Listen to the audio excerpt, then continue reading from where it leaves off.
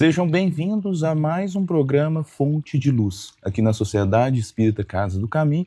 Hoje temos a alegria de receber o trabalhador desta casa, Simão Pedro de Lima. Seja bem-vindo, Simão. Obrigado, Douglas. Para mim é um prazer estar aqui com você e com vocês, né, para um bate-papo, uma prosa. E, Simão, assim, sem querer entrar em esfera de idade, há quantos anos você é trabalhador aqui da Casa do Caminho? Na Casa do Caminho eu estou aqui desde 1992. Em 92. Eu fui convidado à época pelo Gaspar Balbino, que era o presidente da casa, e nos convidou para desenvolvermos alguns estudos na casa. E aí um grupo de pessoas veio para cá, né? E nesse grupo eu estava. E viemos para cá, então, para esse trabalho. Aqui era bem diferente, a Casa do Caminho, esse jardim que nós estamos aqui era uma área de terra batida, né?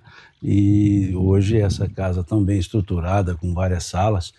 E o interessante é que muitas pessoas passaram, né? Muitas pessoas passaram por aqui, muitas ficaram, óbvio, mas muitas passaram, contribuíram com o que podiam e mudaram de cidade, mas a casa, cada vez que saía um grupo, chegava outro grupo. E assim a casa seguiu, e é uma casa já com mais de 60 anos de existência. Então, para mim, foi um convite muito agradável, feito pelo Gaspar, para participar da casa. E aqui estamos, né? Esse grupo, e eu estou aqui desde então. E você, então, acompanhou a confecção, né, da fonte de luz aqui. Todo mundo chega aqui e se encanta, né? Eu até falo nos vídeos para as pessoas chegarem mais cedo, para poder sentar aqui, meditar um pouco. Nós temos uma tartaruga ali, uns peixinhos, é muito bom, né, Simão? É um ambiente, assim, muito agradável para meditar isso. Esse jardim, óbvio, muitas pessoas contribuíram para que isso aqui acontecesse. Mas nós temos que ressaltar sempre a atitude da Cláudia Valadares. Ela que, mãe do Arthur Valadares. Ela que idealizou todo esse jardim, e aqui veio ela mesma, colocando as pedras, e essa fonte ela foi construída pelo Sr. Anselmo, né, o nosso querido amigo, o Sr. Anselmo Cantarino, e ele construiu, foi colocando pedra sobre pedra, e a Cláudia acompanhando, e depois esse jardim aqui ficou como está. E várias pessoas cuidam dele. Nós tivemos aqui a mão da Divina durante muito tempo cuidando do jardim, e é um lugar realmente aprazível, agradável e convidativo à reflexão, porque veja, é um silêncio muito tranquilo. Aqui a câmera não mostra, mas há uma abertura para o céu aqui é plena, a gente está sempre olhando para o alto, e a fonte ela tem um barulhozinho que também é agradável, né? Aqui à noite as lâmpadas acesas fica também convidativa. E a tartaruguinha que temos aí, a Mabel, né, que a minha netinha chama de Bebel, está sempre rondando por aí com as carpas. É um lugar agradável, e é para o antes e o depois. O durante é lá no salão, ouvindo as palestras, mas o antes e o depois é aqui nesse jardim. Muito bom, os lanches, né, a confraternização. Essa é uma parte muito boa, né? Um agradecimento ao seu Anselmo, que está aqui conosco até hoje nos estudos. Ele está até fazendo um estudo quarta-feira com a Cláudia Valadares. Exato. Em si. E um agradecimento à Cláudia, né? Não apenas pela confecção, mas também para ter edificado ali o Arthur Valadares, que tantas luzes traz para nós. Gente, né? Boa. Tanto a Cláudia como o Arthur, né? A Cláudia é um excelente palestrante, Arthur nem se fala, né? Todo mundo conhece. A Cláudia, durante muito tempo, trabalhou aqui conosco na casa nas palestras, hoje coordena um grupo no período do dia, e aliás um trabalho muito importante que ela coordena, e a gente teve o prazer, o privilégio, a alegria de tê-la e ter hoje, ter naquela época para isso tudo, mas também continuar hoje conosco nesse trabalho. Ela e uma equipe que desenvolve um trabalho aqui durante o dia, nas tardes, né? E um grupo de estudos, o passe. Então é muito interessante o trabalho dela e da equipe dela, e muito importante também. E o Arthur é um amigo que eu posso dizer de longa data, porque eu o conheci ainda criança, né? Ele frequentava essas salinhas aqui de evangelização. Aliás, nem tanto, porque ele gostava mesmo de ir para o salão. Diz que ele fugia, né? Ficava escutando ali. Ele gostava de ir para o salão ouvir as palestras, né? E hoje um palestrante de grande nome, de grande renome, conhecido no Brasil, fora do Brasil, e é uma pessoa que eu gosto muito da pessoa, do palestrante, e raramente eu perco alguma atividade que ele faz, né? Porque sempre a gente aprende alguma coisa. E até já convidei, fica aqui, já, né, já tinha convidado ele falou que vai estar aqui, tanto que ele vem aqui em Patrocínio, acho que no final do ano nós vamos gravar o Fonte de Luz também com ele. Com certeza será um excelente programa. Simão, até fica aquela questão, eu convidei o Simão para estar falando, num primeiro momento eu falei, Simão, vamos falar de uma questão que eu estou vendo várias famílias sofrendo, da questão de ter o parente com Alzheimer e outras doenças ali, que vão afligindo e que a gente vê que não é apenas uma questão só para a pessoa que está doente, mas também para o familiar que está passando ali com ele aquelas questões. E você me chamou a atenção para algo. Você falou assim, Douglas, para falar disso nós teríamos que abordar o tema principal de provas e expiações. Né? Você poderia falar um pouco para nós sobre essa questão? Até porque hoje em dia nós sabemos a expectativa de vida aumenta, né? E várias outras coisas vêm e, que nem você colocou, é uma prova muito e uma expiação também em si. Eu ponderei com você, Douglas, primeiro um aspecto. As pessoas perguntam muito qual a visão espírita disso, ou seja, de um assunto. E a doutrina espírita não tem explicação para todos os assuntos. Quando nós falamos doutrina espírita, nós nos voltamos àquele trabalho desenvolvido por Kardec. Se nós olharmos os livros da codificação kardeciana, nós não encontraremos explicação para tudo o que acontece hoje. Porque à época de Kardec não se havia estudado isso. Por exemplo, o Alzheimer, foi o que você me perguntou naquele dia. O Alzheimer ele vem sendo estudado a partir de 1906. Daí o próprio nome, um médico alemão, Alzheimer, é que detectou esse comportamento em uma pessoa, à época 51 anos de idade, salvo engano.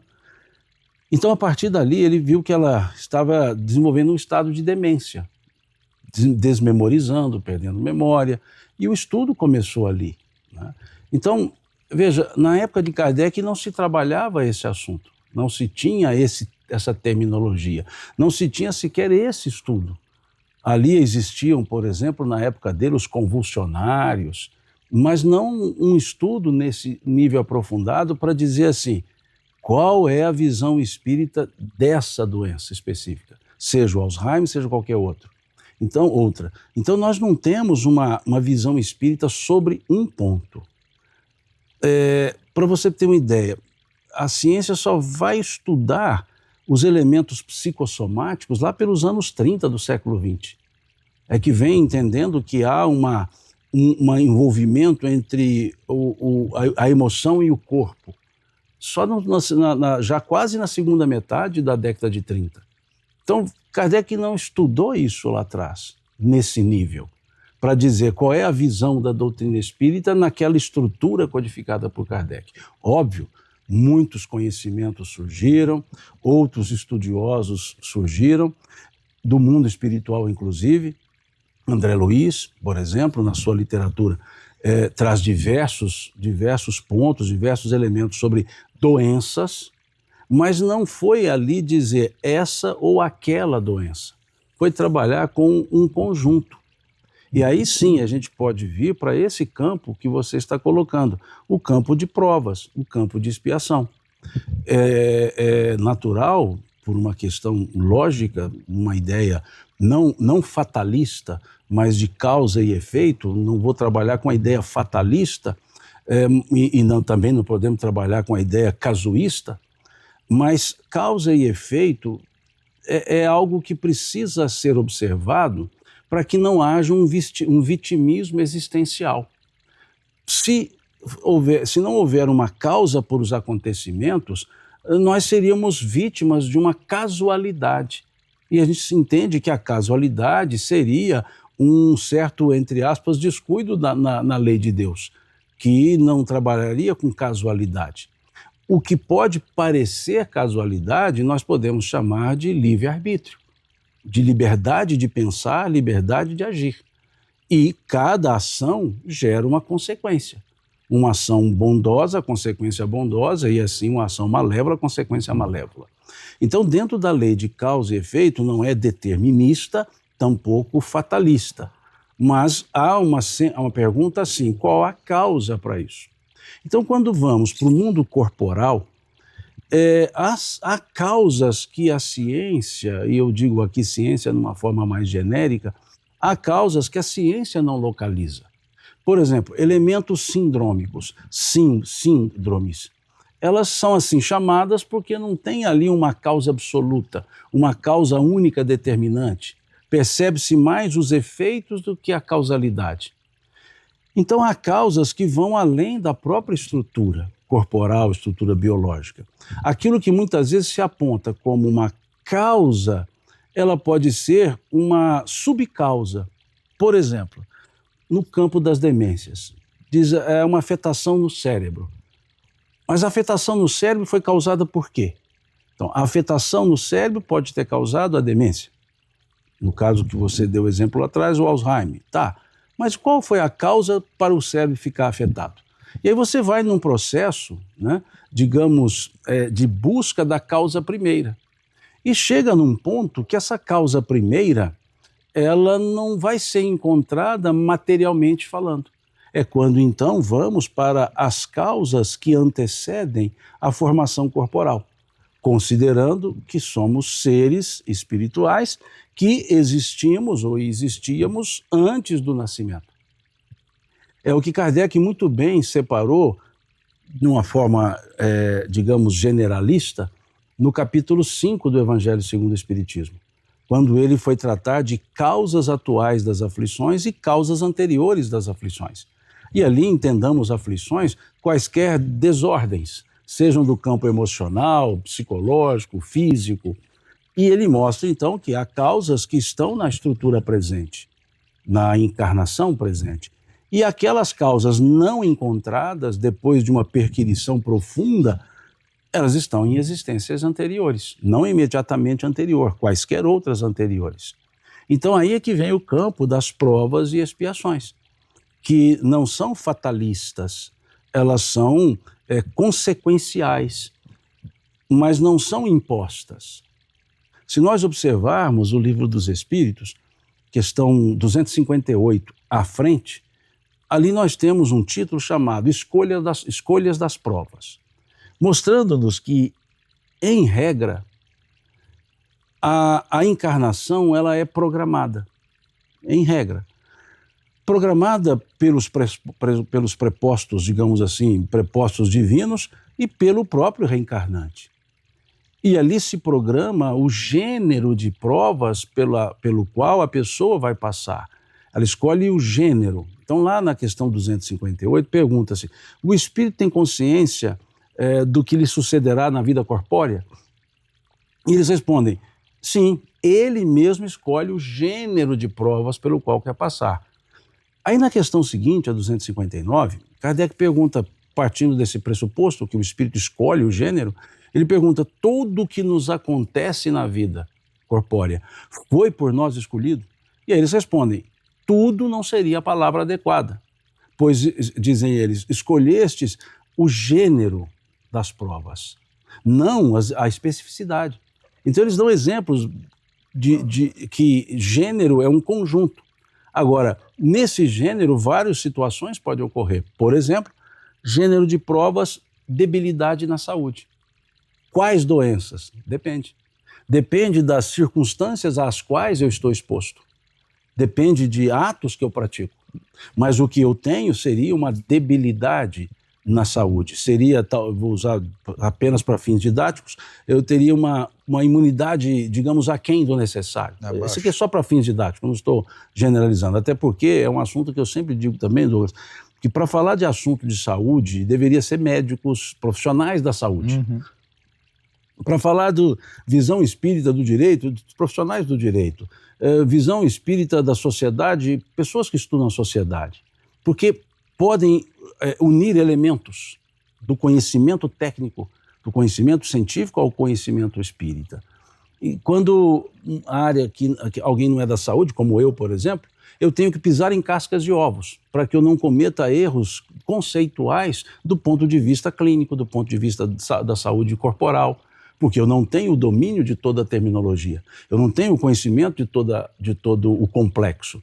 Então a gente pode trabalhar com algumas analogias pelo prisma espiritual, mas como isso de fato ocorre na estrutura corporal, faltaria a mim e a quaisquer outros que não são do campo da saúde, e até mesmo aos que estão, porque a especificidade hoje, as especializações hoje são muito grandes, faltaria talvez elementos. Mas dentro dessa lógica, digamos, geral, nós escolhemos o gênero debilidade na saúde. E essa escolha não é assim, faço a escolha e vai acontecer. Vem para um processo encarnatório. Na própria formação da minha estrutura corporal, ali no processo de gestação, os elementos necessários para a debilidade ou para promover essa questão da debilidade na saúde vão estar constando ali. Que seja em forma latente para uma determinada época, em função de circunstâncias ambientais e comportamentais e etc., aquilo eclode. Mas está programado ali. É como se no processo encarnatório desenvolvesse um corpo que tivesse as características, para esse exemplo do campo da saúde, que tivesse as características para que pudesse o espírito exercer a prova da debilidade da saúde. E aí quaisquer patologias, e não uma específica. Então muitas vezes a pessoa pergunta qual é a causa, qual a visão espírita da depressão, do Alzheimer, da esquizofrenia. Não há uma especificidade. E é delicado também a gente dizer é por causa disso. Por quê? O universo das possibilidades ele é muito amplo. Quando nós dizemos, é por causa disso, vou inventar aqui, a pessoa dizer, olha, a demência mental é porque abusou da inteligência na encarnação anterior. Estou inventando isso. Já vi que a esquizofrenia é porque alguém se matou, etc. Deu um tiro e se matou. Pode dos casos ser esse, mas nem todos serão Não é matemático, né? Não é algo assim que fez assim, vai ser assado. Porque vários são os gêneros e vários são os processos educativos. E não pode criar um reducionismo. E eu vejo muitas vezes as pessoas explicarem um fato como se todos os fatos semelhantes tivessem a mesma causa, ou como se o mesmo fato antecedente gerasse a mesma consequência. E não é assim, como você bem diz, não é matemático. Então é importante a gente perceber que faz parte de um campo de provas. E gênero, temos outros. Gênero, por exemplo, dificuldade na inter-relação pessoal. Riqueza, né? pobreza. Gênero material, né? Seja questões de prova, de miséria e poder, como dizem os Espíritos. Isso é o que está na questão 815 do Livro dos Espíritos, quando lá se pergunta, né, considerando a 814, que diz que a miséria e o poder, a riqueza são provas, Kardec pergunta na 815 qual das duas é mais difícil. E eles respondem tanto uma como a outra, pois a miséria gera a lamentação contra a providência e a riqueza e o poder podem levar aos abusos. Então, isso também faz parte do campo de provas. Então, é muito amplo esse campo das provas e trazendo para a ideia da saúde, muito mais amplo ainda. Nosso corpo, por mais avançada que esteja a ciência da saúde, ainda há muitas coisas a serem descobertas. O Alzheimer, por exemplo. Do ponto de vista clínico, sabe-se talvez menos do que do ponto de vista espiritual, que já se sabe pouco. Por quê? Porque são muitas nuances e muitas situações diferentes. E veja, há mais de 100 anos estuda essa patologia. E hoje chega-se a algumas conclusões de prováveis causas, prováveis ações, digamos que preventivas, tratamentos diversos, e não tem uma causa só. Né? Alguns dizem que há um componente genético, outros dizem que não. Por quê? Porque não conseguiu se isolar o gene, especificamente da doença. Então, veja, a própria ciência, que o nosso corpo é pequenininho, o meu até não é tão pequenininho assim, mas o nosso corpo é pequeno e não se conheceu inteiramente ainda. Agora, imaginemos a realidade espiritual. O quão mais ampla ela é para nós tentarmos reduzir tudo a uma explicação. Reduzir tudo para dizer, é por causa disso. Esse reducionismo, ele é perigoso. Ele é perigoso, Douglas, para explicar causas ou para determinar consequências. Te dou um exemplo. Quando se fala do suicídio. É muito comum você ver as pessoas, ouvir e ver as pessoas dizendo o suicida passará por isso, isso, isso, isso. Quem garante?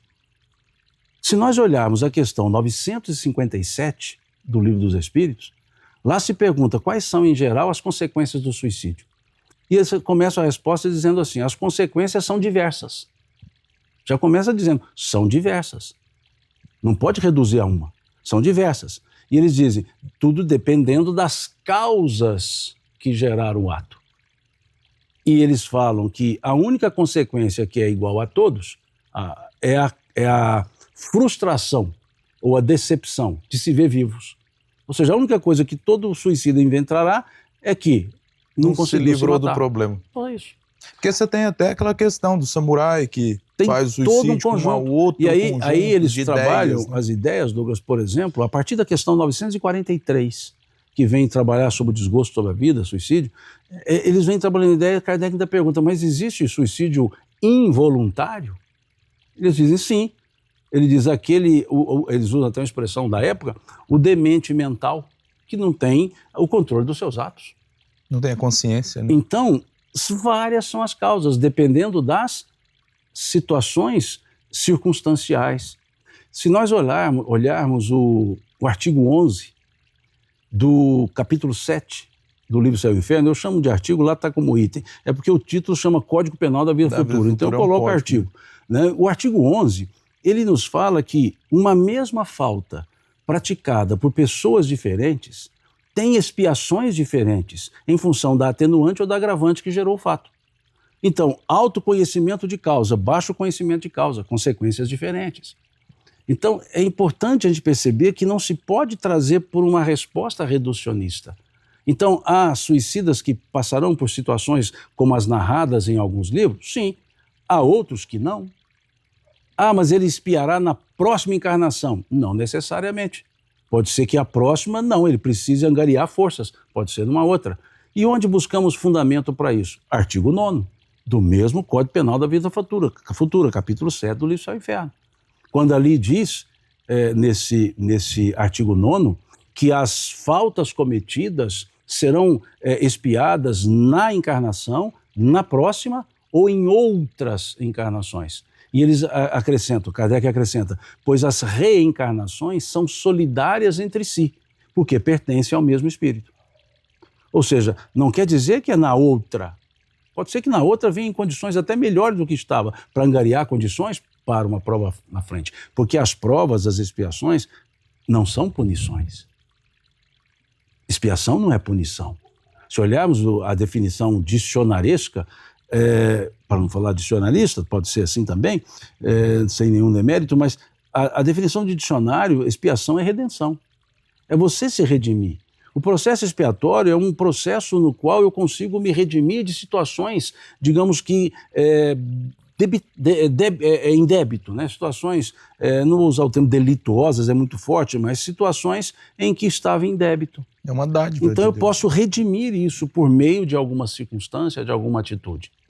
Provas são os elementos de crescimento, são as situações, as circunstâncias que, em tese, nos preparamos para exercê-las. E aquilo vai nos levando a processos de crescimento. Nem toda dor é uma expiação. Se nós olharmos, por exemplo, o capítulo 9 do Evangelho de João, nós veremos ali o cego de nascença. Um homem que nasceu cego. E os discípulos perguntam a Jesus, Senhor, quem pecou para que ele nascesse cego? Foi ele ou foram seus pais? Veja, foi ele nasceu cego. E Jesus disse, nem ele nem seus pais. Nasceu assim para se verificar nele a glória de Deus. Então ali era um campo provacional. O paralítico, né? Veja, que nasce ali era cego, um campo, nasce era um paralítico. campo provacional, não era um campo expiatório. Né? Então, ali tem claramente dizendo isso, não foi ele. É a única passagem que Jesus diz isso. As outras não se questiona a causa. Essa foi a única passagem que estão nos evangelhos que se questionou a causa. E a causa questionada foi ele ou seus pais? Seus pais pela estrutura da lei mosaica, né? Que as consequências das ações dos pais perdurariam nos filhos, né? Terceira e quarta gerações. E a pergunta foi ele, até quem perguntou pressupõe que tem um conhecimento da pré-existência, porque não caberia a pergunta foi ele. Se ele nasceu, né? Então é a única passagem que se pergunta a causa. E se a gente olha a ideia cego de nascença, vai falar expiatória. E Jesus foi dizer, não é expiatória.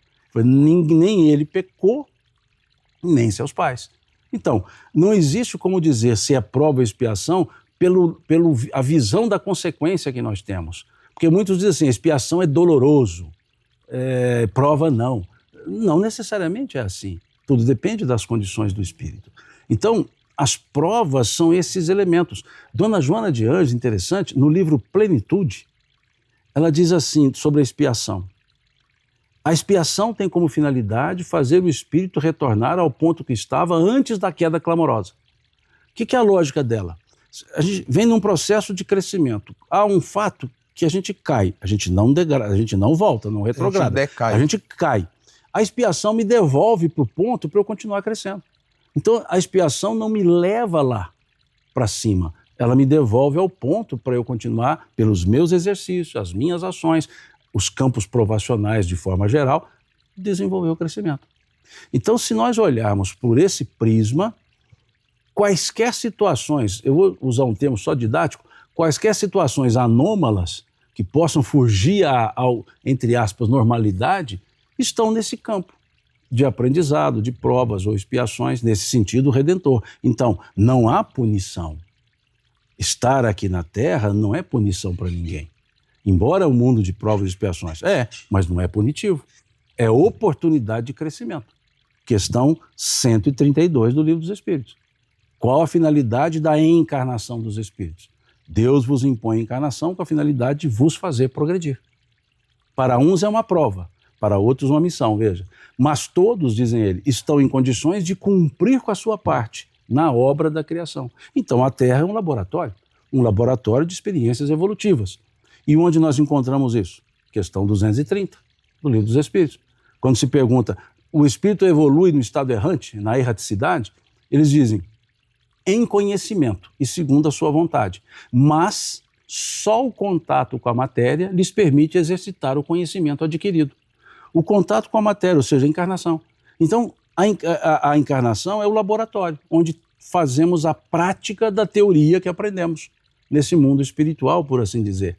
Nós encontramos isso no capítulo 4 do Evangelho segundo o Espiritismo, numa fala de São Luís, que ele diz que é por meio de uma experiência material que o espírito segue sua evolução. Encontramos isso no capítulo 14 do Evangelho segundo o Espiritismo, que é uma fala de Santo Agostinho. Então, veja como o conceito de provas muda, como a maneira de enxergar, aí sim, as doenças e os doentes muda. Nada de punição, nada de descuido, nada de um reducionismo causal, mas de consequências diversas para causas diversas, né? Ou até causa única, mas pode gerar consequências diversas em função das atenuantes ou agravantes, que está lá nesse item 11 do capítulo 7 do Céu e Inferno. É interessante porque esses dias eu vi uma visão do Espiritismo em si, porque a gente acha que o Espiritismo tem todas as respostas, e na realidade ele é o consolador prometido, ele traz a consolação em si. Então a gente vê as famílias em desespero. E que nem você está explicando, não existe essa questão. Ela pode ser do âmbito familiar, porque nós temos a parentela corporal e a parentela espiritual.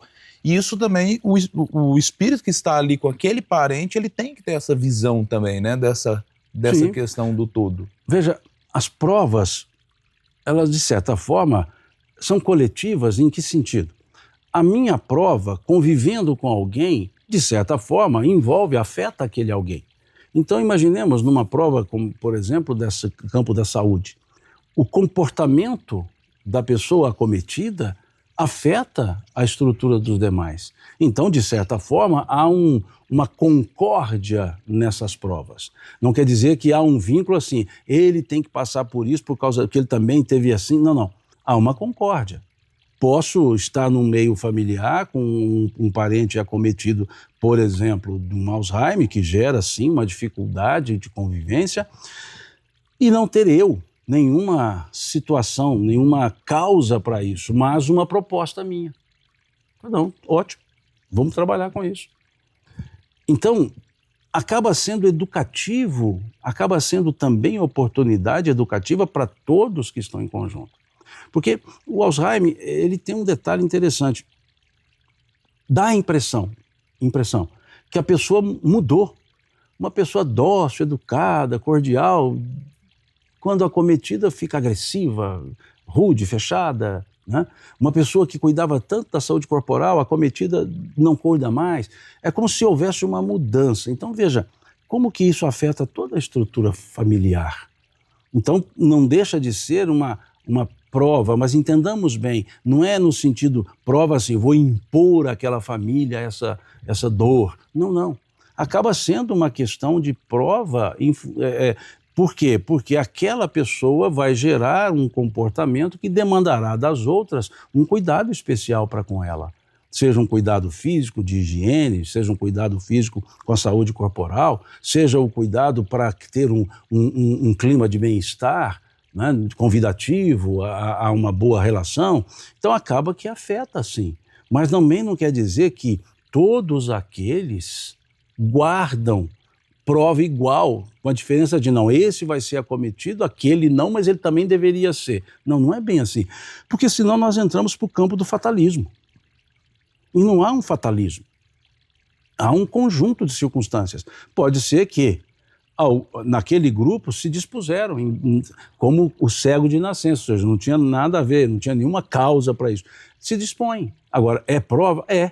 Porque eu posso me dispor sem ter que passar por isso, aceitar isso. Não, deixa comigo que eu vou lá para ser o suporte. E posso me comprometer. Posso, no curso da vida material, eu mudar de ideia. O livre-arbítrio.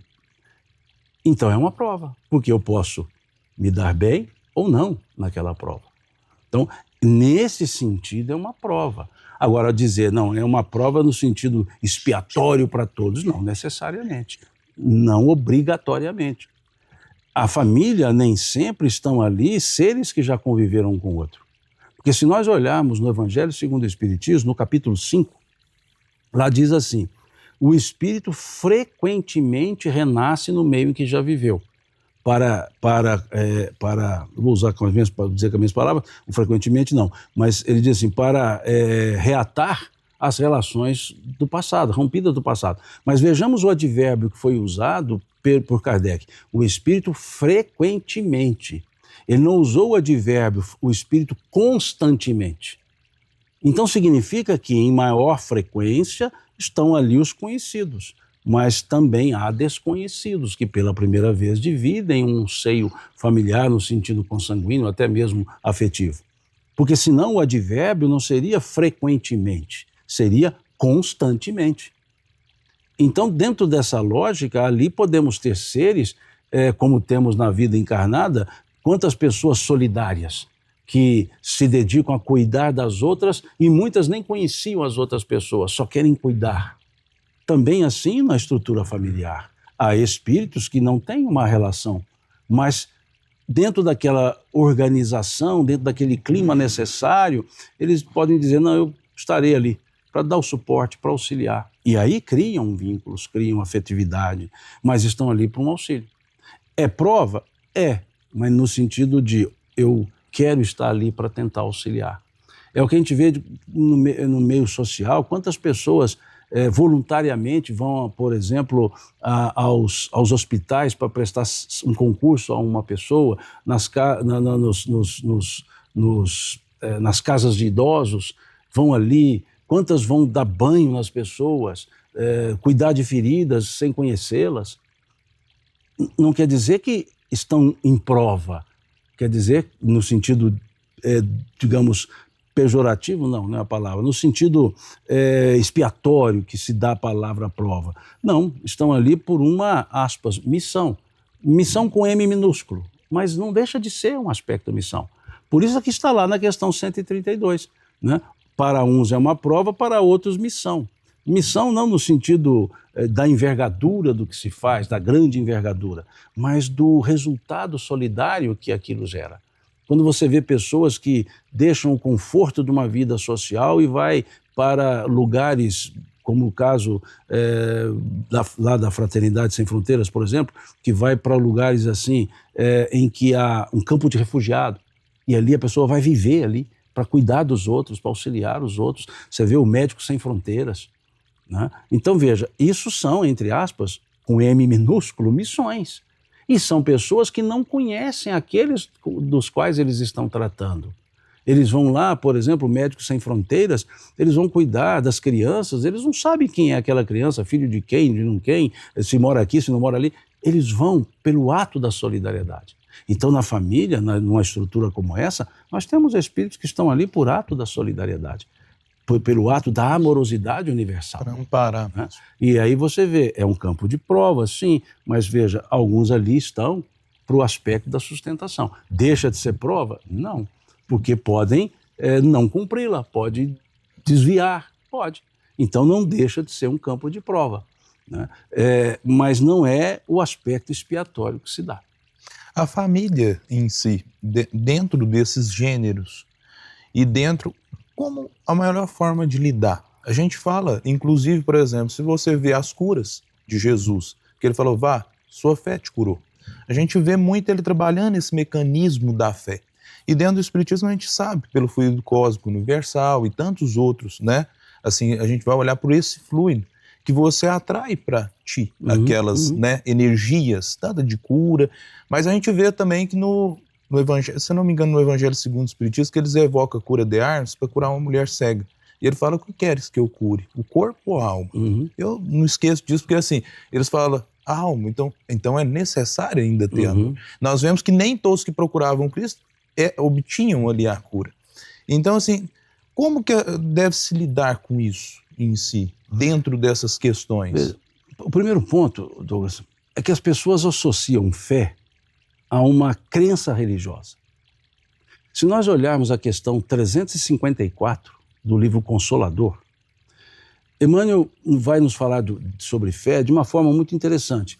Ele diz assim, ter fé é guardar no coração a luminosa certeza em Deus, certeza que ultrapassa os limites das crenças religiosas. Então, o campo da fé é o campo da intimidade entre criatura e Criador. Criatura e Criador. E independe da crença religiosa.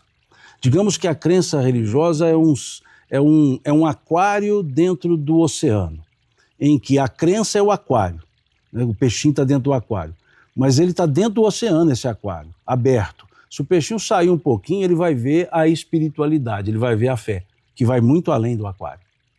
Então, a fé, ela é expansiva. E a fé, ela pode ser, como Emmanuel chama, fé operante. Ou seja, a certeza em Deus, a amorosidade advinda dessa certeza, me faz exercer a solidariedade, me faz exercer a afetuosidade, a amorosidade. Se nós olharmos no capítulo 19 do Evangelho segundo o Espiritismo, quando Kardec trata sobre a fé, ele vai dizer que a fé é calma, a fé é revestida de humildade, a fé é ativa. Veja, ela não é o aspecto de contemplação, ela é um aspecto de atuação, ela é ativa. E é interessante, porque também é um outro aspecto que a gente radicalizou um pouco na interpretação, falando da fé cega e da fé raciocinada, quando eu digo radicalizamos um pouco, é ao olhar a fé cega. Porque Kardec, ele escreve nesse capítulo 19, eu posso estar enganado, mas é o item 6, posso estar enganado, mas lê o capítulo 19 inteiro que ajuda. Lá ele diz assim, a fé cega, quando levada ao excesso, é prejudicial. Olha que interessante. A fé cega, vírgula, quando levada ao excesso. Uma oração subordinada adjetiva restritiva. né? Ou seja, a fé cega, vírgula, quando levada ao excesso, vírgula, é prejudicial. Então, se a gente tira a oração subordinada, fica a fé cega é prejudicial. Parece que é essa a leitura que as pessoas fazem. Esquecem que ali há uma oração subordinada adjetiva restritiva, quando levada ao excesso. Então, o que quer dizer Kardec com isso? Que existe um detalhe na fé que é a naturalidade dela. A fé natural. Qual exemplo nós temos de fé natural? A mulher do fluxo de sangue. É natural aquela fé. Ela não foi raciocinada. Toca nas vestes. É o seguinte, eu não consigo chegar até perto dele. Se eu tocar nele, eu serei curada. Pronto. E ela não podia, né, tocar nele porque tinha aquela questão da impureza do sangue, a questão da debilidade física. Porque ela disse assim, ele está ladeado de pessoas, eu não consigo chegar até ele. E ele fala, quem me tocas? E né, quando várias. ela toca, veja, é isso mesmo, veja por trás. Veja o que o evangelista diz, Lucas. E tocando por trás, Jesus diz, para. Veja, para. Toda aquela balbúrdia, para. Alguém me tocou. E aí um dos discípulos, a Bíblia não diz qual é, um dos discípulos diz assim, Senhor, como tu dizes alguém me tocou se todos te empurram? Ele diz, não, alguém me tocou, pois de mim saiu virtude, em outras traduções, pois de mim saiu poder. Então, aquela fé da mulher, ela não foi uma fé elaborada. Ela partiu, ela partiu do conhecido para o desconhecido. Pô, eu vejo ele curar muita gente, então pode me curar. Isso é a fé natural. É aquela fé que eu brinco muito, que é o estilo Chicó, do Alto da Compadecida. Só sei que é assim. Eu não sei o que é, só sei que é assim. Essa é uma fé natural. Então Kardec fala, quando essa é levada ao excesso, aí ela é prejudicial. Né? A fé cega, quando levada ao excesso, é prejudicial. Então essa fé natural, que a pessoa muitas vezes não tem nem religião determinada, mas tem aquela certeza em Deus. E quando a pessoa assim traz, essa fé, ela é naturalmente solidária, ela é naturalmente envolvente, ela é contagiante no aspecto da solidariedade. Diferentemente quando a fé está, digamos, contornada pela ideia da crença religiosa, que a atitude passa a ser quase como uma obrigação. Eu vou agir porque a minha religião me manda fazer isso. Agora, quando você pega o lado pura e simplesmente da fé, a pessoa age independentemente da crença religiosa. Por isso Emmanuel dizer, ultrapassa os limites das crenças religiosas. Agora, a fé racional é importante, super importante. Aliás, a fé raciocinada, que é a fé advinda de uma certa lógica, ela foi enaltecida por Jesus. Aliás, foi a única enaltecida, que é a que nós vemos na passagem do centurião. Quando o centurião procura a Jesus para curar o seu servo, Jesus diz, vamos até a tua casa.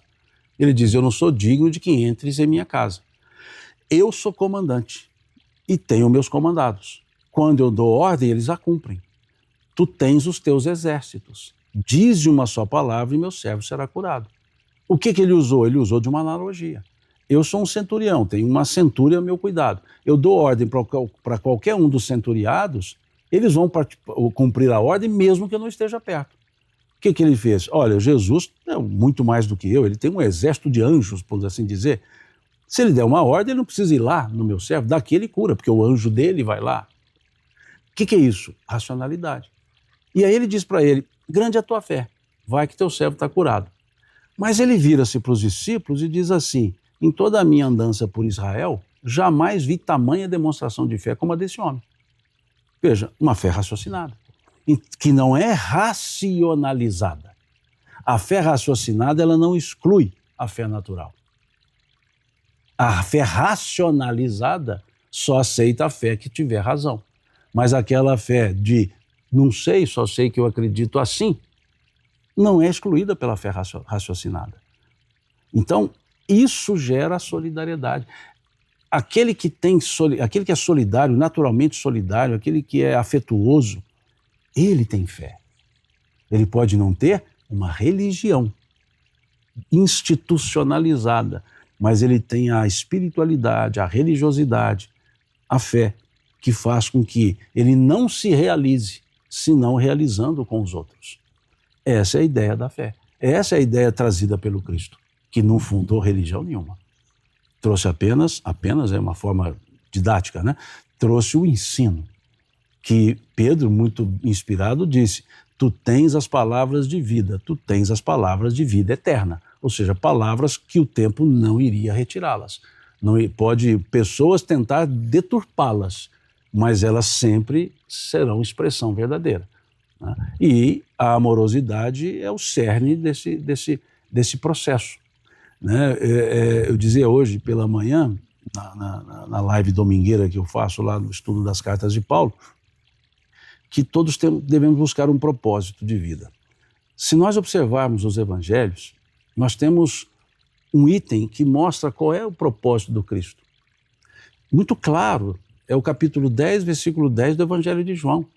Qual o propósito da vida do Cristo aqui na terra? Ele disse: eu vim para que todos tenham vida e a tenham em abundância. Esse era o propósito de vida.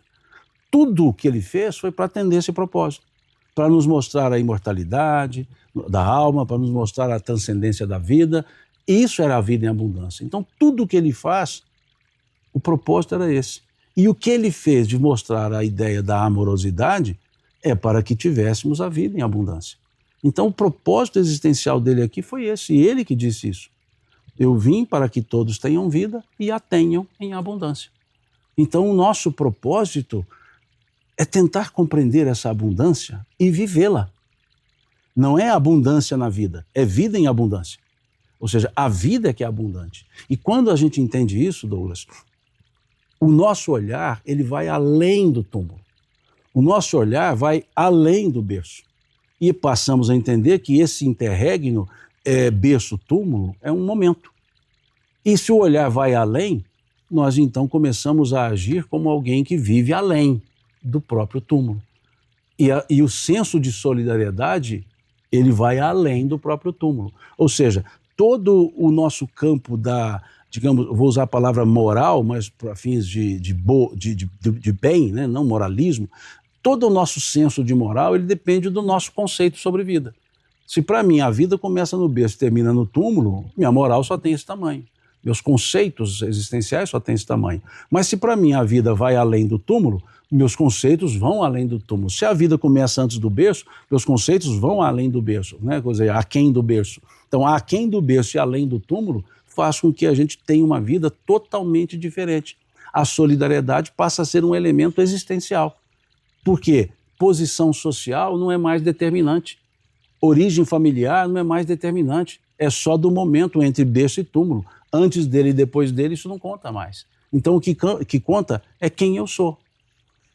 Esse é o ponto. E quem eu sou não me difere dos demais, que também são seres espirituais imortais. Então, esse conceito amplia. Então, a fé, nesse aspecto, ela permite, ou melhor, ela nos leva a transcender todos esses outros elementos e a viver plenamente o ser um espírito e tratar os outros como espírito, que vai muito além de ser uma pessoa e tratar os outros como uma pessoa. Entendemos que somos espíritos e tratamos os outros como também espíritos que são, vivendo na imortalidade, mesmo num corpo mortal. Mas nós vivemos na imortalidade, porque deixando o corpo seguimos a vida, né? Esse é o conceito que a fé permite, fazer com que as pessoas sejam solidárias. E solidárias em quaisquer circunstâncias, companheiras, amigas em quaisquer circunstâncias, boas ou ruins, como nos falou o apóstolo Paulo.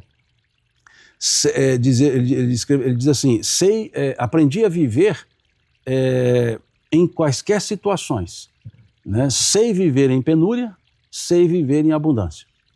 E também na solidariedade ele disse assim, alegrai-vos com os que se alegram e chorai com os que choram. Ou seja, a solidariedade não é no campo material, né? Tem uma frase de um escritor mineiro, Otto Lara Rezende, que ele dizia assim, o mineiro só é solidário no câncer. É uma frase dele. Com a ideia da fé, não é mais o mineiro. Quaisquer pessoas serão solidárias, sempre. Solidárias na alegria, deixa eu ficar alegre com a sua alegria. Solidárias na tristeza, deixa eu me compadecer com você, né? Então, essa é a ideia da plenitude, da abundância que Jesus colocou. E, com certeza, o propósito de vida dele foi cumprido e sempre será cumprido. Então, entendamos bem isso. né? No campo de provas, a solidariedade é o auxílio. E a solidariedade é o contributo, aliás, não é o auxílio. E a sociedade e a solidariedade, ela não tem tamanho. Há um ditado coreano que diz assim: até uma folha de papel pesa menos quando dois a levantam. Então não existe tamanho da causa, existe a causa. Qual é a causa? O bem comum, o bem coletivo. Então não tem tamanho. Quaisquer ações para o bem coletivo são ações de grande envergadura solidária, independentemente do tamanho da ação. São ações do sentimento, da amorosidade. Então isso é que explica o campo da fé nesse aspecto da solidariedade nas provas pelas quais todos passamos. Senhor, nós estamos chegando na parte final já do nosso programa em si, e é bom que você falou da questão da solidariedade. E tem várias pessoas que passam por essas provas e expiações e engrandecem não apenas a sua vida, mas encontram recursos para engrandecer a vida dos outros. Por exemplo, vários pais que têm um filho com uma determinada doença que vão atrás do medicamento, que nem o Alzheimer em si, várias pessoas que vão tentar também ajudar os outros, porque vê aquela situação e passa por ela. Até nós temos uma entrevista marcada com a Lu Becota, o seu Anselmo estava comigo no velório do filho dela, estava nós dois do lado, e ela me deu uma prova de fé em si, que ela chegou no pezinho do caixão e falou assim: pai, eu sofro, mas eu não duvido hora nenhuma dos seus desígnios. E ela vai estar aqui para falar justamente dessa, como lidar, né? Porque não fala na questão só do superar, como lidar. E ela montou Mães Solidárias, que hoje tem aqui dentro da Casa do Caminho. Quem não conhece ainda, né? É um programa muito bom em si, dentro, né, dessa esfera, que é realmente através de uma dor, através de algo que ela passou, ela levar essa solidariedade ao outro. Isso nós temos que tirar muito dessas provas e expiações também, né? Como você ampliar essa visão para levar o amor, né? Amar a Deus sobre todas as coisas e o próximo como a si mesmo. Por isso o aspecto educativo. A pessoa que entende a vida como essa imortalidade, ela entende que a transitoriedade do mundo da vida corpórea não é sinônimo da vida, é uma etapa da vida, que a vida é mais do que isso. E com esse enxergar, a pessoa, digamos que a duras penas, por assim dizer, por duros esforços, porque não é simples, a pessoa transforma a sua dor em uma escada de crescimento para os outros também. Ela transforma a própria dor no elemento salvídico das dores alheias. É aquilo que nós vemos no capítulo 5 do Evangelho de Mateus, quando Jesus falava a respeito da lei. Então ali ele dizia sobre o amar o inimigo, e depois dizia: bendizer os que vos maldizem, fazer o bem aos que vos odeiam, orai pelos que vos perseguem e vos caluniam. E ele explica o porquê. Ele diz: para que sejais chamados filhos do vosso Pai que está nos céus, que faz com que o seu sol se levante sobre maus e bons, e a chuva desça sobre justos e injustos. Veja que quando ele fala de sol, claridade, calor, maus e bons, primeiro o mal, depois o bom. E é interessante que o sol tem um pronome possessivo, né? Seu sol. Mas quando ele fala da chuva, a chuva ali significa a diversidade, não significa a fertilização, não, a umidade. Ali na passagem significa a diversidade. E aí faz um trocadilho. O sol, energia, maus e bons, e a chuva, justos e injustos. Aparentemente é ilógico isso. Por que a coisa boa primeiro para o ruim, depois para o bom? Por que a coisa ruim primeiro para o bom, depois para o ruim? Porque o justo tem condições de exemplificação. Quando você percebe, no exemplo que você nos dá, nossa querida amiga, que da dor ela fez uma plataforma de crescimento, outras pessoas dizem: mas eu estou com dor menor do que essa. Por que eu não cresço? Por que eu não posso também levantar? Então eu gosto sempre de dizer, num tom bem-humorado, quando você olhava Chico, você podia dizer que Chico era um compêndio de medicina, né? Todo tipo de patologia o homem tinha. Então você podia estudar medicina nele. E ele não reclamava hora nenhuma. Sempre trabalhando, sempre servindo. quando ele estava sem movimento das pernas, já na idade avançada, sem movimento das pernas, ele dizia, caminhem comigo. Ou seja, ele não estava caminhando, estava na cadeira de rodas, caminhem comigo. E muitas pessoas com uma unhazinha machucada, hoje eu não posso fazer a sopa porque minha unha está doendo. Aí quando você olha um Chico, um justo, você fala, peraí, ele com tudo isso e faz tudo mais, eu com só isso? Não, deixa eu fazer também.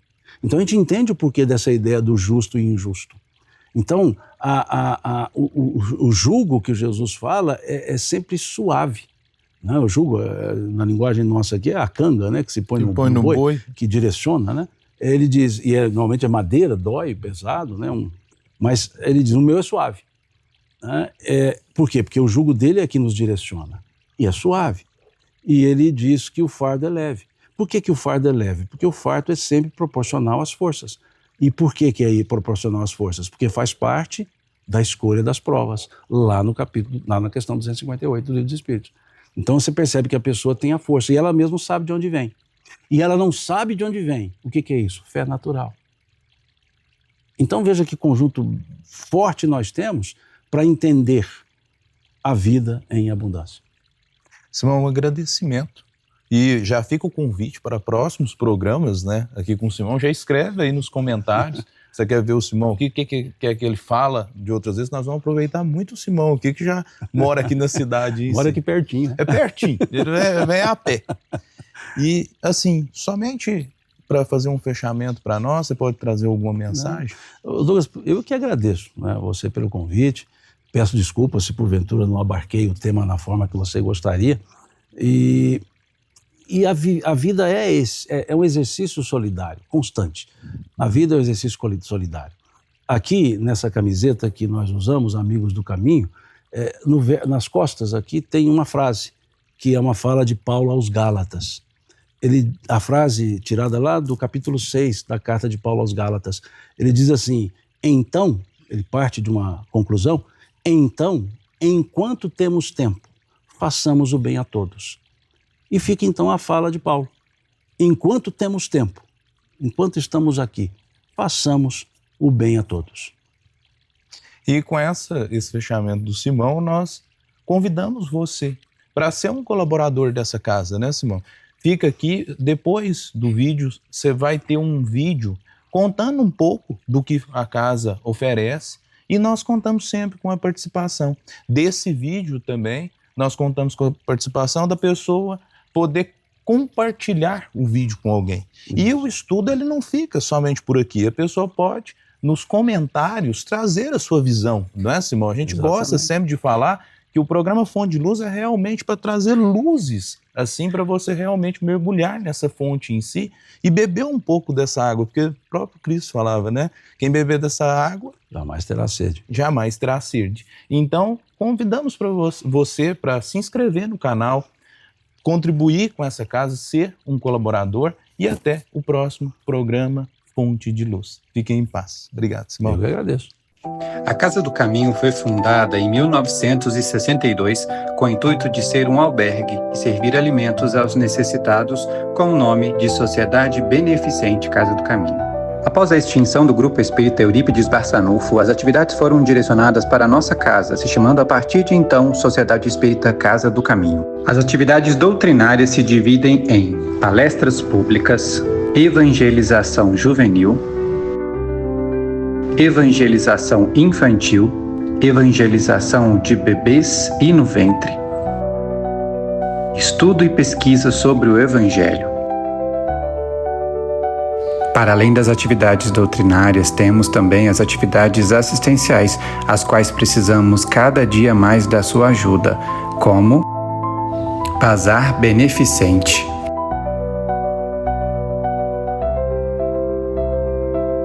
Quentinhas,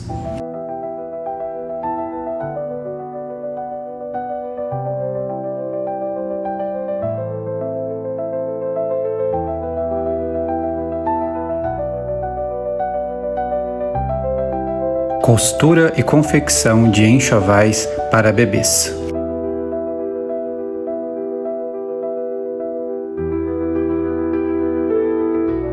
Arrecadação e distribuição de cestas básicas.